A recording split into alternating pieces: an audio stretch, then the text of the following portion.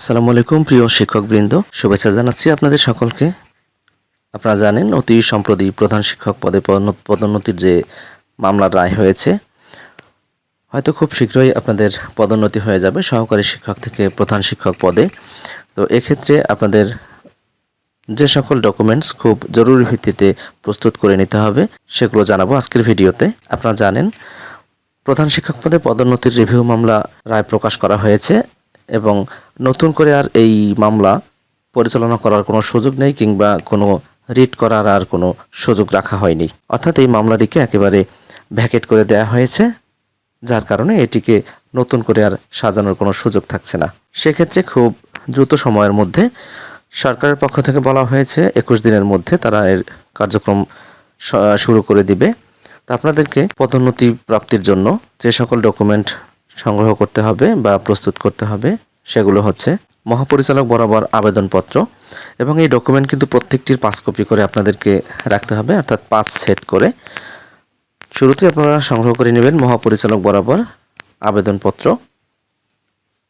এরপরে আপনাদের সিনেট বা বিএড, এমএড এই সংক্রান্ত সকল ডকুমেন্ট এবং যে সকল সার্টিফিকেট রয়েছে সেই সার্টিফিকেটগুলো 5 সেট করে। এরপরে উপজেলা শিক্ষা অফিসার কর্তৃক প্রদত্ত ফৌজদারি মামলা নেই এই মর্মে প্রত্যয়নপত্র, এটিও 5 সেট করে নেবেন। এরপরে উপজেলা শিক্ষা অফিসার কর্তৃক বিভাগীয় মামলা নেই এই সংক্রান্ত একটি প্রত্যয়নপত্র নিয়ে নেবেন।